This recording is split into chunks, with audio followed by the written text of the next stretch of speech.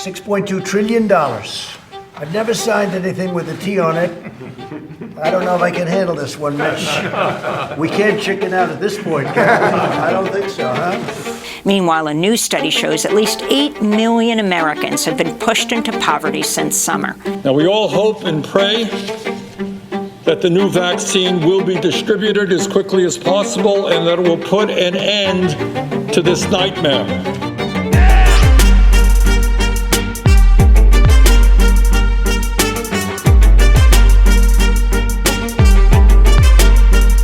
All right, you guys, welcome back to the Space Health Podcast, Episode 2. You guys ready?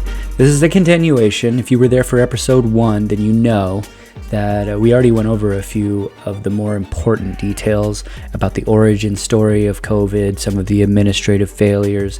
What did the Oversight Committee have to say? Okay, because they looked and investigated some of the economic blowback, business failures, insurance fraud, and we're going to get into some more of that today. We're going to get into regulatory capture, right? We're going to get into the FDA and Big Pharma's relationship, the CDC patents. We're going to get into how does the money work? And if you've ever heard of that phrase, the largest upward transition of wealth in American history, then this is the episode that you're interested in, because we're talking about money and COVID. How did they work? How did they go hand in hand? I want to say thank you guys for being here. If you guys made it to Episode 2, I am honored, really am, because this is the first time I've ever tried anything like this. So let's get into it, guys. Let's get dirty. Let's really dig. All right, so here I got the definitive Cochrane review pulled up. As you can read up here, it says a comprehensive review of all of the evidence available from randomized controlled trials of COVID-19 vaccines up to November 2021 has concluded that most protect against infection and severe or critical illness caused by the virus. Now, when we talk about treatments for respiratory viruses and all that kind of stuff and these kinds of science, I mean, if you remember the saying, trust the science, you've heard it. When they say that kind of thing, what do they actually mean? I mean, I imagine some people blindly follow what any random scientist on TV says. I don't necessarily think that's the correct method here. Trust the science for me would mean let's read it and come to our own conclusion. I'm going to summarize this because I don't want this whole episode to be about the deep dives into the studies. We're going to get into some of the conclusions and some of the finer details. As you can see, I have a little bit of this highlighted already. I did go through some of this. The Cochrane Review, it's kind of known as the gold standard. I learned about the Cochrane Review from Jay Bhattacharya and Marty Makary, two doctors from Johns Hopkins, I think Marty Makary's from. But he had this cool speech where he brings this up and he talks about the salami slice. I might actually pull some of that up just for... The perpetrator of misinformation during the pandemic has been the United States government. Misinformation that COVID was spread through surface transmission, that vaccinated immunity was far greater than natural immunity, that masks were effective. Now we have the definitive Cochrane Review. What do you do with that review? Cochrane is the most authoritative evidence body in all of medicine and has been for decades. Do you just ignore it, not talk about it? That myocarditis was more common after the infection than the vaccine. Not true. It's 4 to 28 times more common after the vaccine. That young people benefit from a booster. Misinformation. Our two top experts on vaccines quit the FDA in protest over this particular issue, pushing boosters in young, healthy people. The data was never there. That's why the CDC never disclosed hospitalization rates among boosted Americans under age 50. The vaccine mandates would increase vaccination rates. The George Mason University study shows it didn't. It did one thing. It created never vaxxers who are now not getting the childhood vaccines they need to get. Over and over again, we've seen something that goes far beyond using your best judgment with the information at hand. We've seen something which is unforgivable, and that is the weaponization of medical research itself. The CDC putting out their own shoddy studies, like their own study on natural immunity, looking at one state for 2 months, when they had data for years on all 50 states. Why did they only report that one sliver of data? Why did they salami slice the giant database? Because it gave them the result they wanted. Same with masking study. Well, the data has now caught up in giant systematic reviews, and the public health officials were intellectually dishonest. They lied to the American people. The Cochrane Review doesn't just look at if something works. They don't have like the definitive answer. Yes, it worked, do it, or no, it doesn't work. What they have is a review about the quality of the study itself, right? Are they well designed? Are they not biased? Are they consistent? Do they have like a quality designed trial that they can go over? And that's part of it. And the other part of it is, again, not a definitive answer. They just say this is kind of what we noticed. These are the trends and percentages, which is about as exact as you can get with something as complicated as this. So real quick, let's go over the first part. The review found that the following vaccines reduced or probably reduced the risk of COVID-19 infection compared to placebo. All right, so that means they did a trial where there was one group of people with placebos and one group of people that got vaccinated, and they essentially said, yeah, they reduced the symptoms. If you did get COVID after getting vaxxed, then whatever. My opinion, that means, like we had noticed in the first episode, that the final report for the oversight committee said, they're better classified as therapeutics. I can accept that. It's not a vaccine. Stop calling them vaccines then. They're a therapeutic that reduces the symptoms. Okay, fine. They don't go over transmission. So that's important. If I'm vaccinated and I do get sick, am I still getting other people sick? Probably. Most trials were no longer than 2 months in length. I think that's kind of what Jay Bhattacharya and Marty Makary are talking about when they say the salami slice. He even does this hand motion, the salami slice. You know, why did you pick that period of data to analyze? And he's criticizing the Cochrane Review. This particular one was performed by Professor Boutron from France. She's a professor of epidemiology. Here we go, yeah. Isabelle Boutron, professor of epidemiology at the University Paris-Cité. So, is it Cité? I don't know. I'm not French. But anyway, so this is a whole list. If you read through this highlighted section, they've got Pfizer, BioNTech, Moderna, Oxford, AstraZeneca, Covaxin, Janssen, Sinopharm. They've got a bunch of different randomized controlled trials, and essentially they say, yeah, they reduce the symptoms. But you still can get sick. At what percentage, though? If we go a little bit farther down, we've got this, read the plain language summary and full review. So we're going to click on that really quick. It's going to load up eventually. I'm going to skip through. We've got a few things highlighted here already, but this is what I do got to give credit to Cochrane for. It says future research should evaluate the long-term effects of vaccines. This is 2-month trial thing they know is, not comprehensive enough. Compare different vaccines and vaccine schedules, assess vaccine efficacy and safety in specific populations, and include outcomes such as preventing long COVID-19. Long COVID-19. Remember, was it Chris Cuomo? He debated Dave Smith, and he was talking about long COVID. Ongoing evaluation of vaccine efficacy and effectiveness against emerging variants of concern is also vital. So here, in each of these, the likely absolute difference in effects was fewer than 5 in 1,000 participants. So that being said, what they're talking about is the serious adverse events, SAEs. In each of these, the likely absolute difference in effects was fewer than 5 out of 1,000. So that's pretty low. So again, in regards to these studies, I want to point out that they were 2-month trials, okay? 2-month trials. That's why I brought up this future research should evaluate the long-term effect of vaccines. Another thing is the 5 out of 1,000 participants are in association to AstraZeneca, the Serum Institute of India. There's all of these here. So these are serious adverse events. So Americans didn't get any of these, I don't think. Maybe AstraZeneca, but if you're an American and reading this, don't assume that what I'm saying means that you probably had an adverse reaction from whatever you took. This study was done with these vaccines or therapeutics, whatever you want to call them, right? But I'd also like to point out the COVID deaths really quick. This is the British Medical Journal. There is a correction here, but it's not what I have highlighted.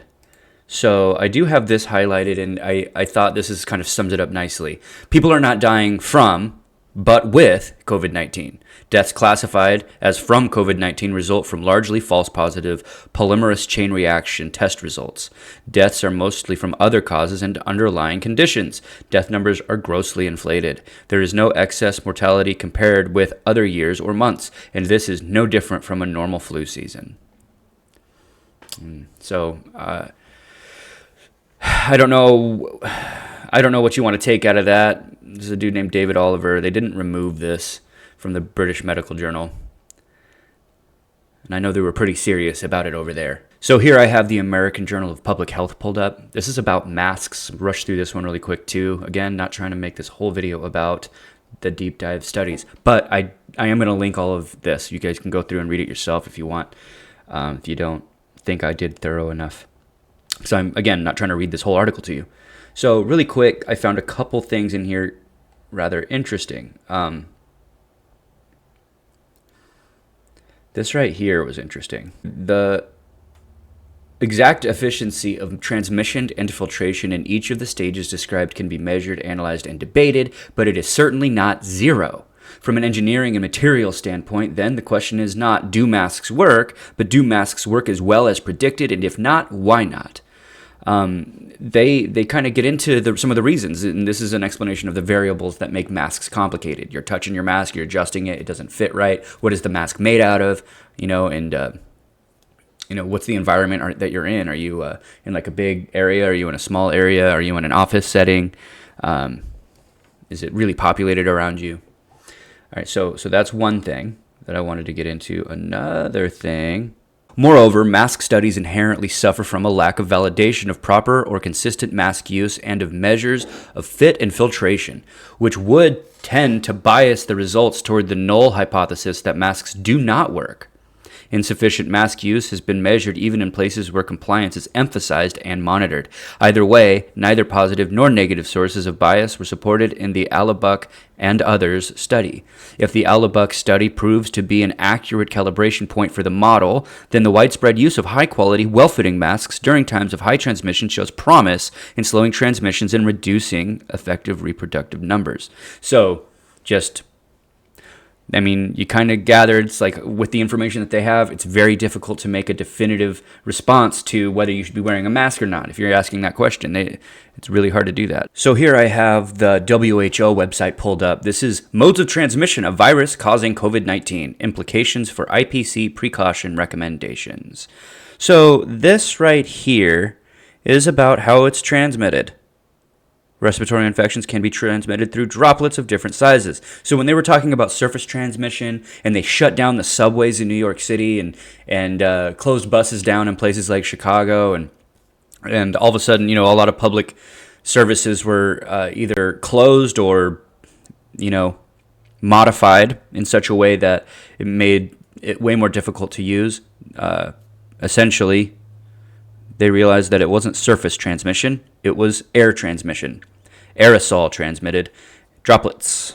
So if you're sneezing, coughing, breathing heavy, and you do have COVID and you can't breathe because COVID sucked, then yeah. So that's just wanted to point that out to you. This is the WHO saying that. So there was no real evidence that there was a surface transmission. When they were wiping down the subway, I'm not from New York, and I've never been on the subway, but they had shut that down, and I imagine a lot of people need it. So, all right, so now that that's over with, we're going to transition into the money side of things. Something I'm a little bit more interested in personally.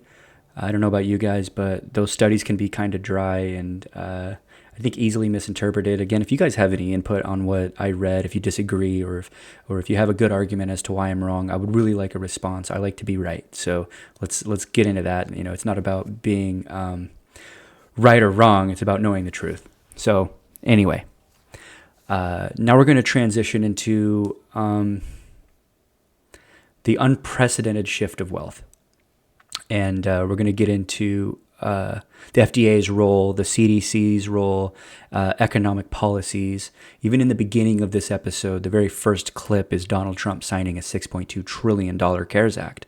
And that has a large impact on today. And you're going to see that maybe about $4.5 to $5 trillion of that money actually went to corporations and subsidies and the richest people you know. So let's dig into it. This is going to be a little bit more on the money side. So let's go. All right, so I have the FDA user fees explained page pulled up. This is fda.gov. This is straight off their website, answering the question, what are user fees?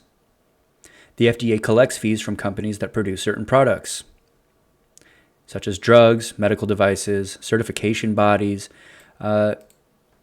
Essentially, when a pharmaceutical company or a food company submits a product for review, they're going to get feed.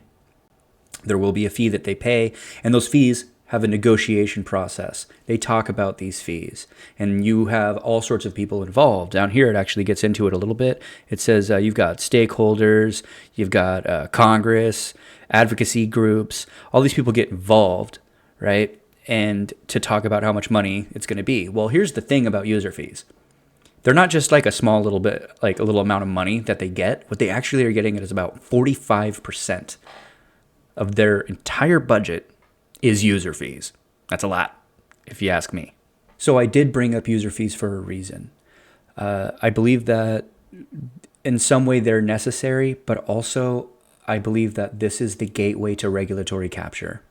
And how it's the gateway is that there is this direct relationship now, almost a reliance of the FDA onto the reviews being submitted.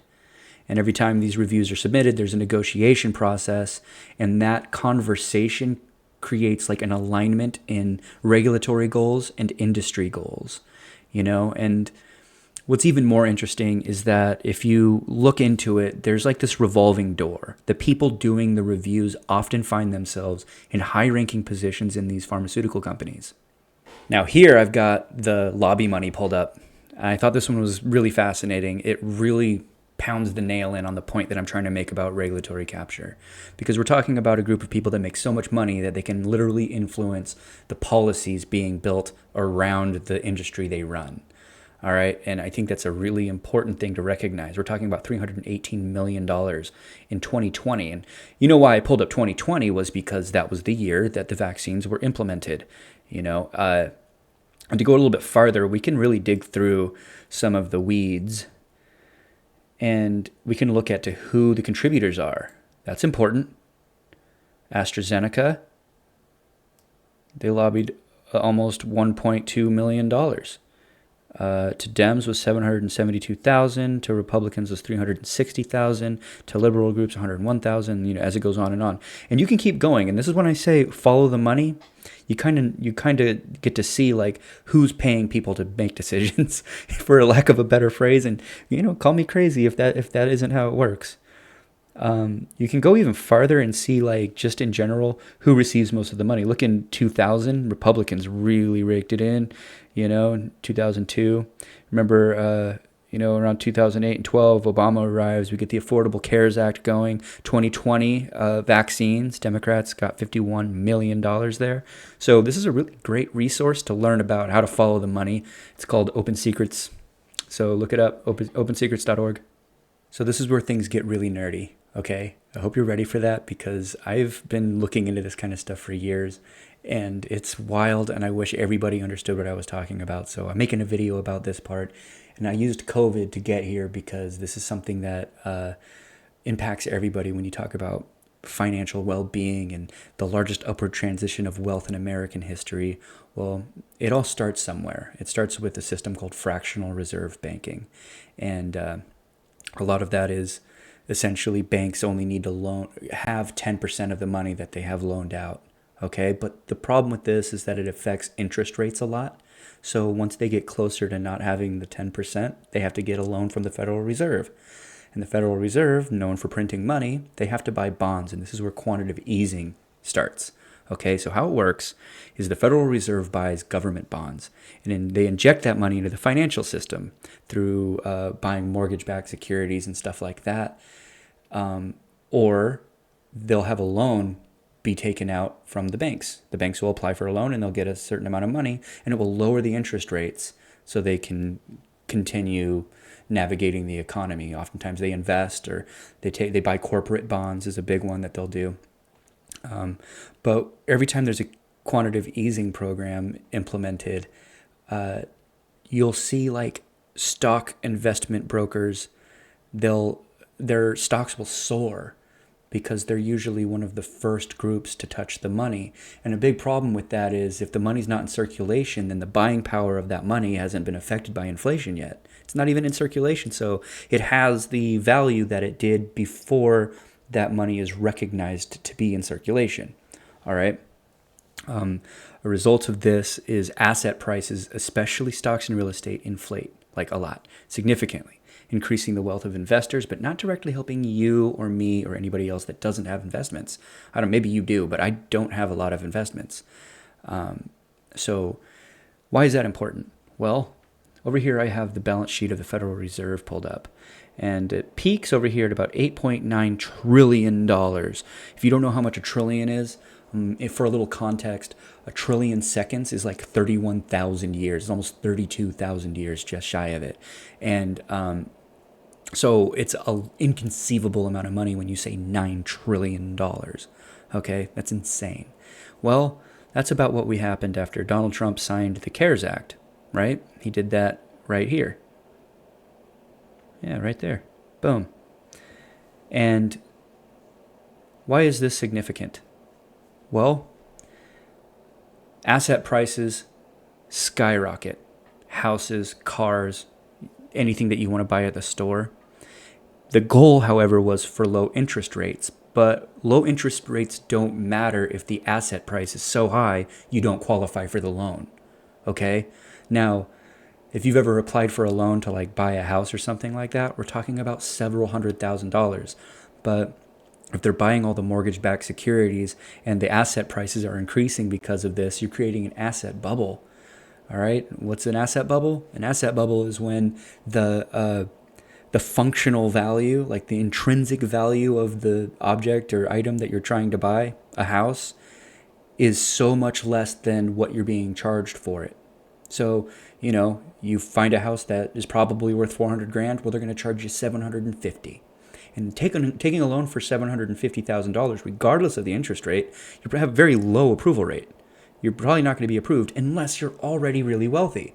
And that was what happened with the low interest rates, is the people that actually benefited from this were banks and other wealthy people. I don't know if you know about BlackRock and State Street and all these guys, but that's what they do, is they went around and they bought everything up because they were the richest investment brokers in the world, and they qualified for whatever they wanted from the Federal Reserve or whatever bank. So they'd just credit loan swap this stuff and get their money and buy everything. Now that we know that, creates this massive divide of wealth we have a class issue happening now, and this is the biggest impact of that in our lifetime, or at least in mine, is this right here, the COVID era. And that's why I made a COVID video. So stimulus checks is the next phase I want to get into. The government issues direct payments to individuals to stimulate consumer spending and provide financial relief. Well, I think some people got up to $1,200 and for like groceries and stuff. Or was it $600? There was a $1,200 and there was a $600. I should know that. I'm making a COVID episode. But for an already wealthy person, they just had another $1,200 to invest, right? Or another $600 a week, or however much money you got for unemployment or whatever it was, and your stimulus. Well, it did provide relief for some people. I don't think it was really that much. $600, you can't pay your rent with that, especially when asset prices are skyrocketing. Rent is skyrocketing, mortgages are skyrocketing, the price of your eggs and your gas are skyrocketing. Right, everything became way more expensive in that short period of time because of this right here, inflation, right? And the next thing they did to try to curb that was PPP loans, is paycheck protection. The Paycheck Protection Program were loans that were provided to businesses to keep workers employed. And, whether they were essential or not, they would try to pay their employees to for whatever task, because let's be honest, you weren't allowed to do anything. Everybody was locked down. Now, an example of that would be a large company like Shake Shack. All right, we've all been to Shake Shack. Received millions in loans, while many local restaurants struggled to get any loans. So if you had a different, like boba restaurant, for example, more of a mom and pop small company, they can't compete with Shake Shack. Not on that scale. Shake Shack's a corporation with more franchises and more employees, and so they get a larger chunk of the money, and eventually starving out a lot of the smaller companies because it was a small piece of pie that was allotted to the PPP loan program. Another thing that I would be critical of Donald Trump was tax cuts. I think he signed that tax relief thing in 2017. Tax rates are reduced for high earners and corporations, freeing up more money for investment. And this is like a lame trickle-down concept, I think, is what that was supposed to be. Someone earning over $500,000 a year paid less in taxes, allowing them to invest more in the stock market. And the idea is they're going to stimulate the economy. It's going to create more jobs. Whether it did or didn't is debatable. I feel like a lot of people said that, unemployment was at the lowest rate or had the best recovery ever under Biden's administration. I'm got to look into that. I just know that the tax thing is bullshit. The wealth of high earners grew faster, exacerbating income and wealth disparities as benefits were not evenly distributed. Because I know I got taxed a lot. Because I didn't make as much? That doesn't make sense. Now, and that's a percentage. I didn't get taxed more than them. They paid more in taxes because they make hundreds of millions and billions of dollars a year or whatever. Corporate bailouts. This is another thing. Government funds or guarantees are given to large corporations to prevent bankruptcy. And the truth is I believe if you have a failing model, then maybe you should go bankrupt. You shouldn't be subsidized. Airlines like Delta received billions of dollars, man. They're a big business. And a lot of people used them and everything, but they would have gone bankrupt otherwise. And this preserved or increased shareholder wealth, but left many small businesses without similar support, contributing to wealth disparities. So, again, Delta gets taken care of, but anybody else doesn't. Your boba restaurant, your favorite boba shake, doesn't. They didn't get any help, The housing market is another one. Oh, I actually wanted to pull another thing up here really fast. This was some other thing talking about the upward transition of wealth. Right here, this paragraph. Detailed loan information released by the Small Business Administration late on Tuesday showed that a mere 1% of the program's 5.2 million borrowers, those seeking 1.4 million and above, received more than a quarter of the $523 billion disbursed. A mere 1% received $523 billion. More than a quarter of, I said more than a quarter of 1%, dude. Isn't that wild? This is the New York Times, by the way, reporting that. I don't know what that means to you. I also wanted to get into the housing market, how it works.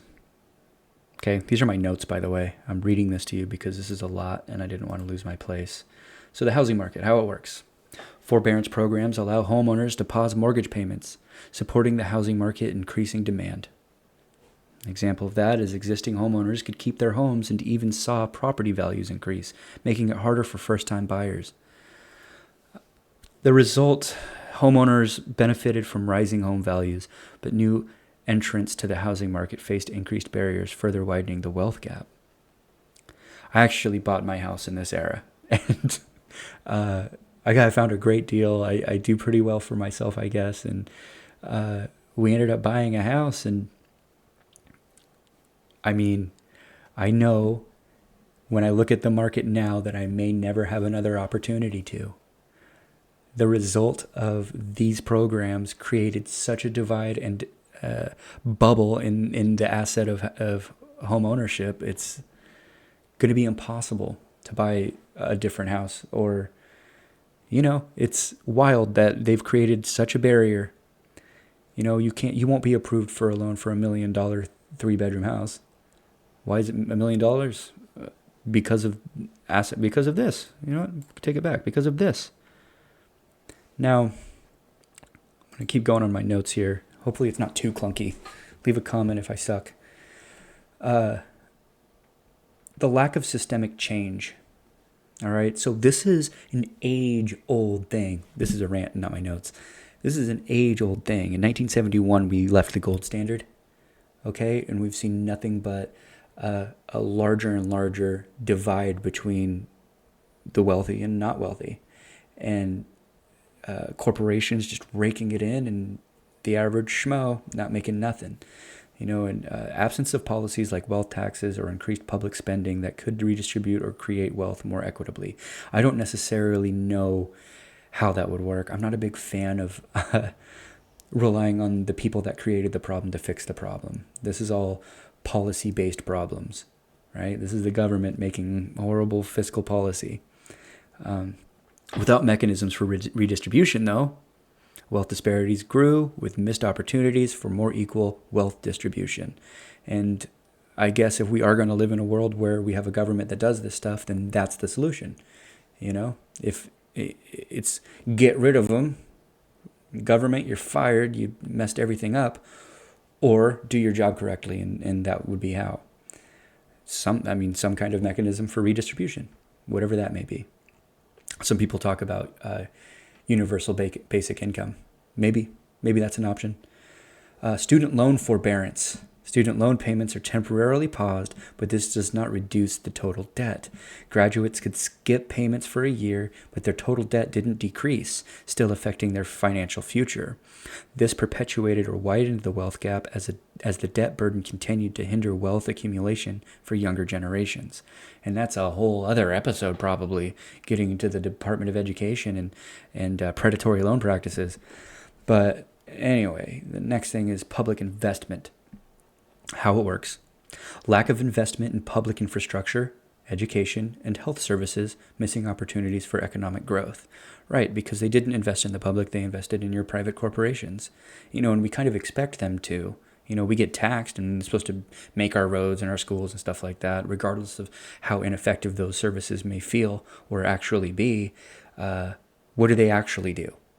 They make sure that all of the most rich people in America get theirs. That is just a common theme. They will always do that. You can rely on that. Funds that could have gone to repairing roads or building new schools were instead used elsewhere, not helping to create jobs or opportunities.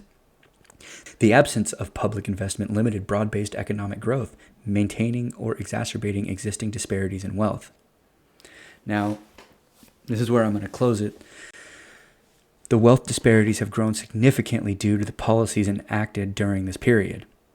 The net worth of the top 1% increased significantly more than that of the middle or lower classes during this period. And this is an example because who got this money first? The Federal Reserve. Who got it second? Banks, owners of banks, and then corporations. It goes in that order, and investment brokers. The overall effect has been a marked increase in wealth inequality, highlighting the need for policy adjustments to promote more equitable economic growth. All right, this is it, the end of the episode. We made it. Thanks for making it this far with me.